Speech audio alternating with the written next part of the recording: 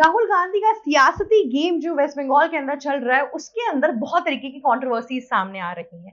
राहुल गांधी दोबारा क्यों वापस आ रहे हैं? राहुल गांधी अचानक से कैसे टीएमसी के खिलाफ होने लगे हैं, जबकि लोकसभा इलेक्शन में इंडिया ब्लॉक से सबसे मजबूत कैंडिडेटों में से एक ममता बनर्जी भी हैं। उनकी टीएमसी पार्टी पिछले 15 सालों से वेस्ट बंगाल की सीट लेकर आती है और यहाँ पर राहुल गांधी की इंडियन अलायंस को दे देती है। उसके बावजूद भी राहुल गांधी ने पूरे इलेक्शन कैंपेन पर तो कुछ नहीं बोला, पर फर्स्ट फेज की जो वोटिंग खत्म हुई उसके बाद से अब उनके अलग अलग स्पीचेस सामने आ रहे हैं और स्पीचेस के अंदर आप देखेंगे कि किस तरीके से राहुल गांधी ममता बनर्जी के ऊपर दोषारोपण कर रहे हैं, मतलब किस तरीके से उनके अगेंस्ट जा रहे हैं। यहाँ पर उनका एक वायरल वीडियो बहुत ज्यादा इस टाइम पे फेमस हो रहा है और लोगों के दिमाग में एक क्वेश्चन आ रहा है कि एक्चुअल में राहुल गांधी कहीं ना कहीं बीजेपी जो बोल रही थी उसको तो सही साबित कर रहे हैं, पर साथ ही साथ अगर इतने टाइम से उनको पता था कि ममता बनर्जी ऐसी है तो अभी तक चुप क्यों थे?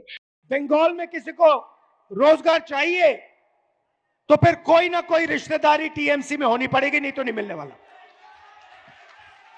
वो पूरा का पूरा काम टीएमसी के गुंडों के लिए, टीएमसी के लोगों के लिए करती है और जनता को कोई भी मदद नहीं करती। यहां अगर राहुल गांधी अपना आपको क्रिटिक की तरह बोलते हैं और करप्शन के खिलाफ या करप्ट पार्टीज के खिलाफ बोलना चाहते थे तो वो आज तक क्यों वेट कर रहे थे? इस इलेक्शन स्टंट का क्या नाम दे, ये एक बहुत बड़ा क्वेश्चन अब आ गया है। अब आपको बहुत क्यूरियोसिटी हो रही होगी कि राहुल गांधी ने एक्चुअल में ऐसा बोला क्या। राहुल गांधी यहाँ पर बोलते हुए फिर रहे थे कि ममता बनर्जी इतनी करप्ट है इस टाइम पर कि अगर वेस्ट बंगाल में किसी को भी कोई काम कराना होता है तो पहले गवर्नमेंट को उसको घूस देनी पड़ती है, उसके बाद ही कोई काम हो पाता है। ममता बनर्जी टीएमसी के गुंडों को उनका काम कराती हैं और ये सब अलग अलग तरीके के एलिगेशंस लगाया। मतलब ममता बनर्जी का गुंडा राज एक नंबर का करप्ट है, इस बात को सिद्ध कर दिया राहुल गांधी ने अपनी स्पीच के दौरान। अब राहुल गांधी ये सब कुछ क्यों कर रहे हैं? राहुल गांधी ये सब कुछ सिर्फ इसलिए नहीं कर रहे हैं यहाँ पर क्योंकि उनको किसी भी तरीके से ममता बनर्जी से कोई थ्रेटन है, पर इसलिए कर रहे हैं क्योंकि मुसलमानों का वोटर बैंक वो अपने पास ले सके। जी हाँ, ये जो एक पूरा सेक्टर है ना, ये बहुत इंटरेस्टिंग है जो मैं आपको बताने वाली हूँ। तो बेसिकली टीएमसी से पहले थी कम्युनिस्ट पार्टी, उसके पहले थी कांग्रेस पार्टी। कांग्रेस पार्टी से कम्युनिस्ट पार्टी ने एक वामपंथी विचारधारा को लाया बंगाल के अंदर और फिर पूरी सत्ता छीन ली। कम्युनिस्ट पार्टी के बाद टीएमसी आई, टीएमसी ने बोला ये जो वामपंथी विचारधारा है ना, इसकी वजह से बंगाल में इतने एक्सीलेंस नहीं आ पा रहे, अभी तक बंगाल में दिक्कतें चलती ही जा रही है।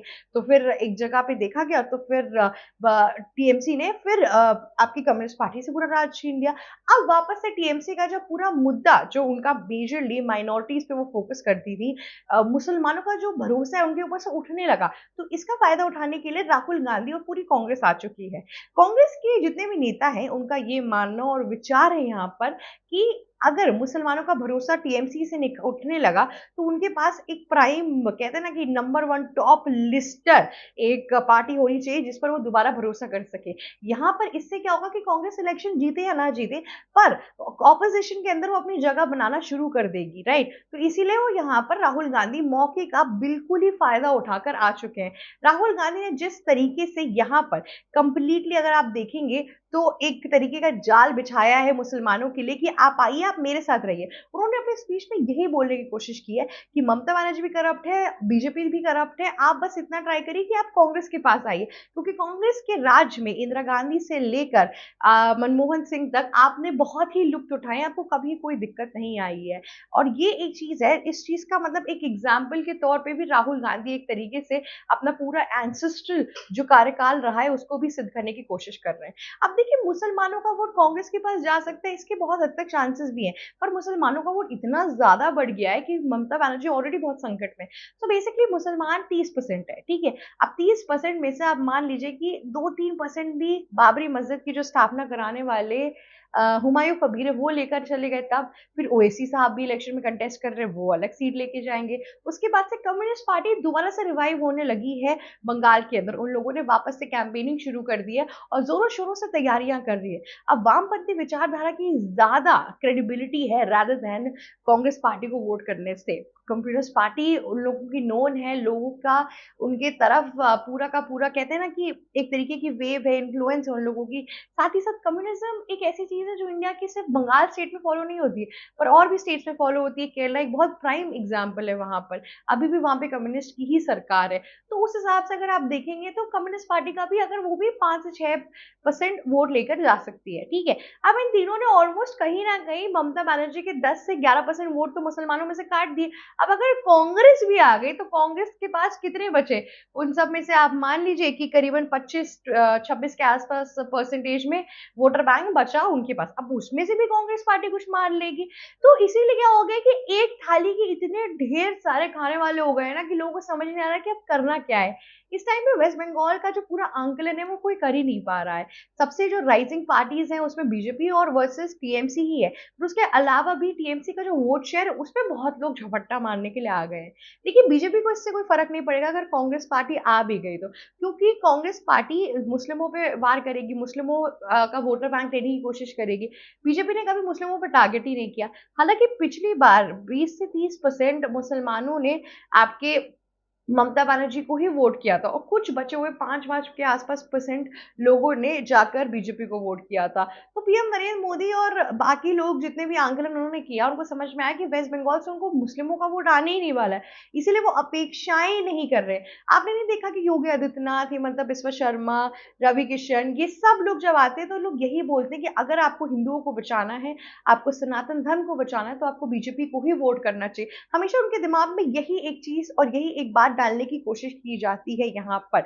और सिमिलर तरीके से चीजें हो भी रही हैं इस टाइम पर इसके आगे क्या होने वाला और कैसे चलने वाला ये बहुत ज्यादा जरूरी है। खैर दूसरी ओर अगर मैं बात करूं तो कांग्रेस पार्टी का क्या पता यहाँ पे कहीं ना कहीं नॉक लग भी सकता है। क्या पता राहुल गांधी की बातें एंड मूवमेंट पे मुसलमानों को विमर्श कर दे कि वो अपना वोटर बैंक चेंज करके सीधे सीधे राहुल गांधी के पास चले जाए। लेकिन बंगाली लोग को ऐसे भी भरोसा नहीं होता और वो मछली खा खा के दिमाग के बहुत तेज होते हैं।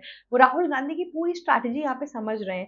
जिस हिसाब से राहुल गांधी उनको बेवकूफ समझ रहे हो इतने बेवकूफ है नहीं। प्लस जो टीएमसी के नेता है वो उन लोगों ने भी अब राहुल गांधी को पप्पू सिद्ध कर दिया है। उन्होंने बोला है कि सही नाम रखा है बीजेपी ने पप्पू, क्योंकि इन्होंने क्या किया कि यहाँ पर हमारा जो टीएमसी का वोटर बैंक है उसको काट के बीजेपी को ही दे दिया। तो कहीं ना कहीं राहुल गांधी की जितनी भी गतिविधियां हैं वो अगर वो बीजेपी के खिलाफ बोलते हैं तो बीजेपी का ही बैड पीआर कर लेते हैं, और ऐसी ममता बनर्जी को बोल रहे हैं उनको करप्ट बताने की कोशिश कर रहे हैं तो बीजेपी का गुड पीआर हो जा रहा है। तो एक हिसाब से अगर आप देखेंगे तो राहुल गांधी की जितनी भी चीजें इस टाइम पर हो रही है वो बीजेपी के प्लस में ही ऐड हो रही है। बीजेपी का ऑरा कहीं से भी माइनस नहीं हो रहा इस पूरे गेम के अंदर। तो यहाँ पर हम ये चीज अच्छे से समझ सकते हैं कि किस और कैसे तरीके से चल रही है। अब आगे जाके इस पूरे चीज के अंदर क्या और कैसे होने वाला है वो बहुत ज्यादा जरूरी है। यार फर्स्ट फेज ऑफ इलेक्शन हो चुका है, सेकंड फेज ऑफ इलेक्शन की अब बारी है। सेकंड फेज ऑफ इलेक्शन में क्या होने वाला है, किस तरीके से चीजें आगे जाके बदलने वाली हैं और क्या क्या चीजें इस टाइम पर ध्यान में रखी जाएगी, इन सब चीजों पे इस टाइम पे बात करना बहुत ज्यादा जरूरी है। हालांकि अमित शाह ने बोल दिया कि वो 110 सीट लेकर जाने वाले हैं बीजेपी की तरफ से। टीएमसी भी कह रही है कि मैं भी 100 के ऊपर जाने वाला हूँ। अब यहाँ पे एकदम जो कहते हैं ना कांटे की टक्कर है कि कौन जीतेगा कौन नहीं जीतेगा, वो बहुत ज्यादा जरूरी है।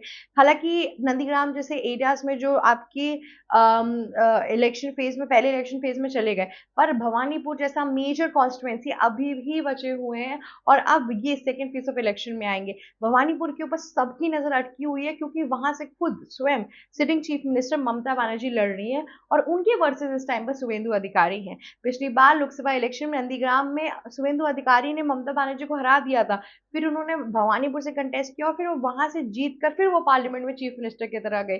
तो सोचिए एक पार्टी के मेंबर के लिए या फिर एक चीफ मिनिस्टर के लिए कितना ज्यादा शर्मनाक बात है कि उसकी जो पूरी पार्टी है वो तो दो तिहाई पॉपुलेशन से जीत गई, मेजोरिटी से जीत गई, लेकिन चीफ मिनिस्टर ही नहीं जीत पाई। तो इस तरीके की चीजें हुई, इसलिए भवानीपुर बहुत ज्यादा इंपॉर्टेंट है इस टाइम पर देखने के लिए। खैर आज के लिए बस इतना ही। अगर आपको ये वीडियो अच्छी लगी है तो लाइक शेयर सब्सक्राइब और कॉमेंट करना मत भूलिएगा। जाते जाते बेल आइकन जरूर हिट कर दीजिएगा। थैंक यू सो मच हमारी वीडियो देखने के लिए। एबीसी हिंदी न्यूज, आज ही जुड़िए हर खबर के साथ।